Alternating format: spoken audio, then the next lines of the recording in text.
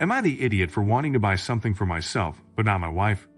Important context: my wife, female 28, and I, male 30, have been married for 6 years.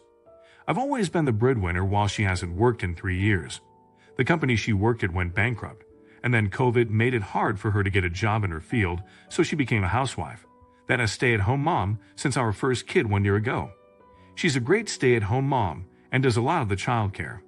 I like to feed and play with our kid at night, but she does all the care while I'm at work. We have a joint account where everything for the house, cars, etc. gets paid from. She has her own account as well, and I have one too that I just use as a savings account. Half my earnings go to the joint account and half to the savings account. I give my wife $100 a week for her personal account for helping around the house and with our kid. But if she needs something that's shared for the house or gas money, that comes from the joint account.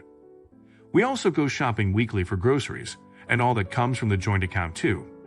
She has access to all the money, but I don't let her spend too much, so that's why she gets an allowance. She usually just uses her personal money for clothes. Last week she bought a new pair of expensive boots. My wife also has credit card debt that I wasn't involved in, but I'm hoping to pay off since she obviously doesn't work right now. This month I got a bonus from work and used it to pay off her debt completely. It was about $10. I also wanted to buy myself a £5 and asked my wife if that was okay, since I was trying to be polite and make joint decisions with her. She told me, "Well then, do I get to buy something too?" I was really confused because I just paid off her entire debt recently, and she bought boots last week from the allowance I gave her. She told me it wasn't fair if I get to buy something and she doesn't, but I said I never buy stuff like that. She said I spend money on food all the time so it evens out, but I don't spend that much, maybe like $5 a day for lunch at work. I ended up telling her to just forget about it. I didn't need to buy the £5, but now she's telling me I'm an idiot because I would rather make both of us miserable than buy her something. But I just didn't want to spend $1,000 instead of $500 when I just paid $10 on her debt, so I changed my mind. I can see how she doesn't see paying off debt as a treat, but it was still a lot of money, and she also buys fun things all the time with her allowance while I put my extra money into the savings account. I don't think she likes that I save more than I let us spend because she likes to buy stuff all the time. Her sister is also a stay-at-home mom, and her sister's husband always remarks how he can't afford all the new clothes she wants to get, so I think this is just some kind of spoiled behavior that their parents taught them. So, am I the idiot? Not the idiot. However, you should put aside $100 for yourself each month for your own needs. Basically, doing the same thing as you do for her. This way you can buy the things you need without having to ask. That being said, your wife's attitude bothers me. She is taking you for granted now. If my husband paid off my debt, I believe that I would be the one suggesting that he get himself something nice. Not the idiot. You just paid off $10,000 of her debt. That's a huge amount of money. If you didn't have to pay that off, she definitely would have gotten something as well. You just did something that is extremely generous on her behalf. Instead of bitching about wanting something too, she should be thanking you. Buy yourself your £5. Do it. If you don't buy things for yourself often, then get yourself a little treat. Is he holding money over his wife's head? Let me know in the comments. Now, am I the idiot for not wanting officially adopting my daughter? This is long and messy. In high school, I had 2 best friends. Mark, who passed away in May, who is 32. I, male 30, got kicked out of the house when I turned 16. Mark's family took me in and became like my adopted parents. Mark and May started dating when they were juniors in high school. After they graduated, Mark joined the military. During his first leave, May became pregnant. Shortly after his return to service, Mark passed away. We were devastated. She at the time was staying with Mark's parents, and I was still living there. I took her to all of her appointments, helped her through her pregnancy. They put Mark's name on the birth certificate.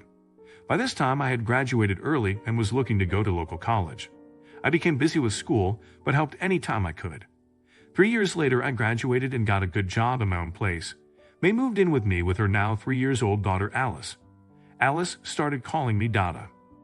We tried to persuade her not to do that, but we failed. A year of us living together, I started having real feelings for May. I talked to Mark's parents, and they gave me the green light. Nothing happened between us up to this point. 2 years later, we married. 1 year after that, she gave birth to our daughter Jenny. Yesterday was Alice's 12th birthday. It was just me, May, Alice, Jenny, and Mark's parents. We have told her about Mark throughout the years, and she knows that he is really her dad. When Alice finished opening her presents, she pulled the last one out and handed it to me. I opened it, and it was adoption papers. At some point, Alice told me that she wanted to be officially my daughter. I explained that she is my daughter and I love her with all my heart. I try to explain that Mark is her birth father and that she is both his and my daughter. With that, I gently explained that I don't think it was a good idea and I would have to think about it. She got upset and ran to her room. Mark's parents ended up leaving. May and I got into a fight. I said I don't want to erase Mark from our history. After some back and forth, she called me an asshole and walked in Alice's room. She wouldn't let me in to talk and locked me out of the room. This morning, she would not talk to me and Alice was still crying. I don't know what to do. Please help. Also, I know it will be said divorce is not an option. I plan on going over to Mark's parents later tonight. Edit. I've not talked to Mark's parents yet. I will later tonight. Also, we have never discussed this situation in the past. I thought we were in a place of understanding that I am her dad, but Mark was her father. Her birthday was on Tuesday. Not the idiot. And first of all, sorry for the loss of your friend. Your wife, I assume, gave Alice the papers to give to you as a surprise. That is very not cool of her. She should have talked to you first to see what your reaction would be. It's not your fault that you don't want to do this right now. It's a very tough decision and an important one. You would be the idiot if you rushed into making the decision and regretted it later. Not the idiot. This is a serious issue that shouldn't have been a surprise to original poster. His wife should have discussed it with him before Alice gave him the gift. The choice to adopt is personal and complicated. I imagine that original poster would come around to the idea, but maybe not. It's his sole decision, and it's not fair for everyone in the family to pressure him into it. Should he adopt his daughter? Let me know in the comments. Now, am I the idiot for insisting my family pay me?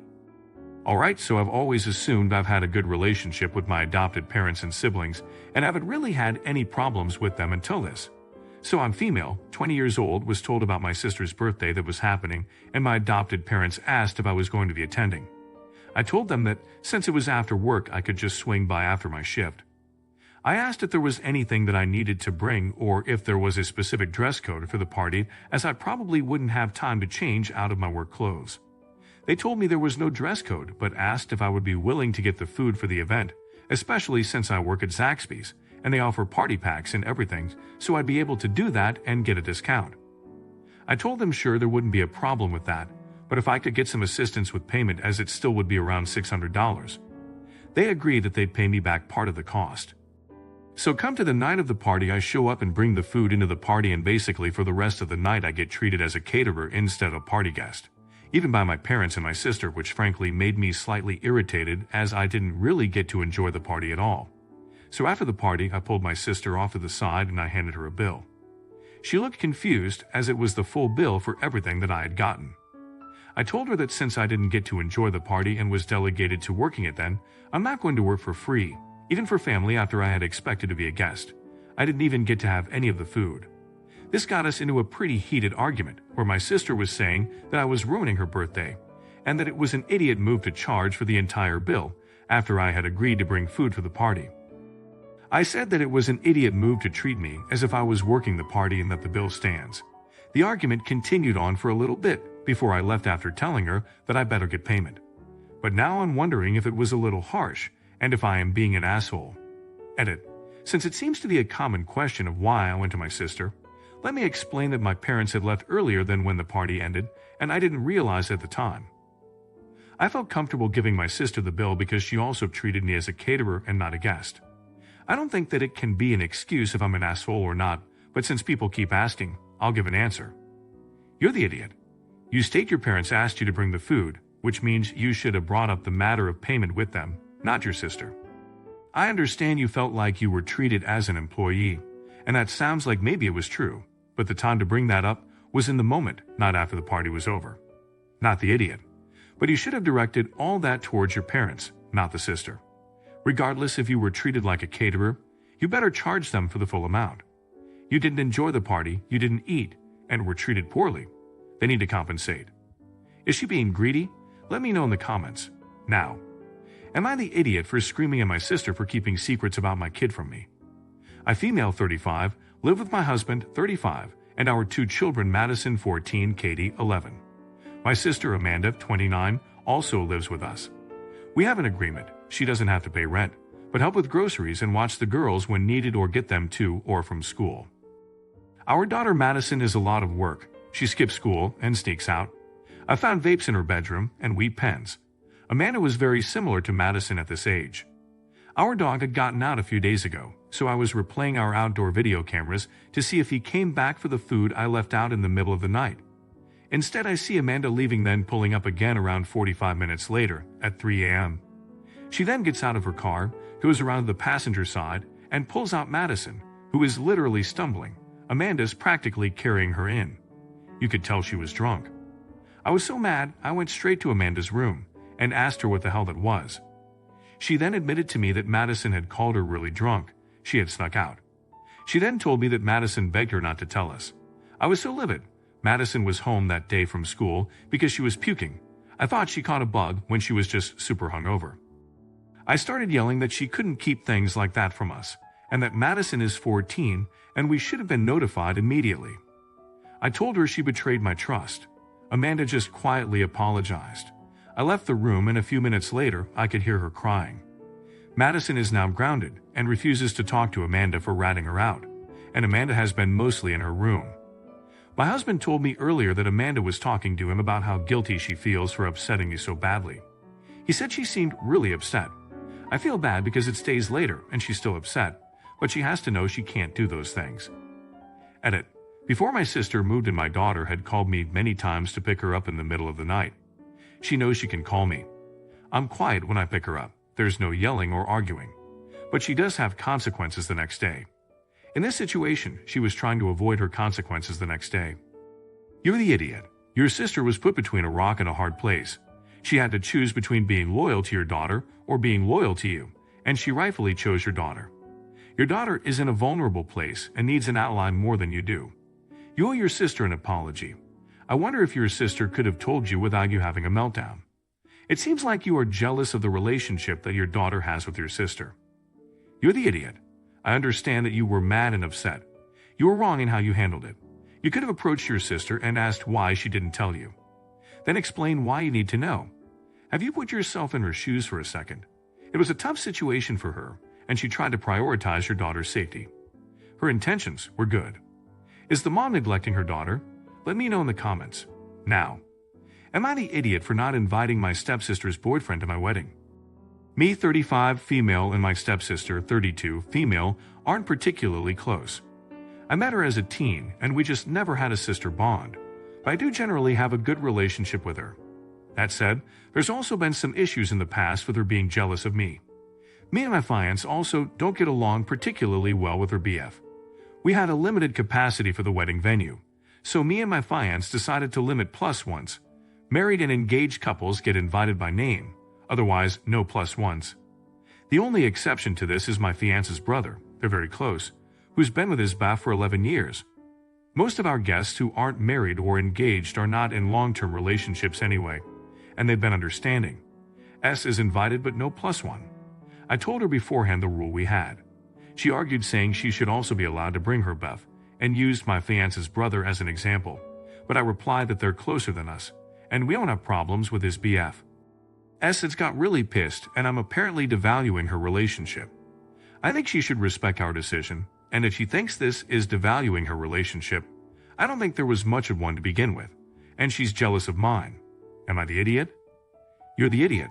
Maybe you could justify it if you were strict with the only engaged/marrieds, but you made it personal when you made an exception for your fiancé's brother. This is a super petty way to make it clear that you don't like her boyfriend.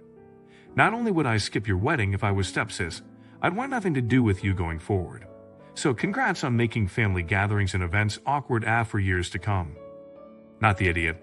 I don't think people are looking at where original poster says they explicitly do not like her boyfriend. If the couple doesn't like you, why would you be invited to their wedding? Your spouse or partner is not entitled to be invited to anyone's wedding, especially if they don't like them.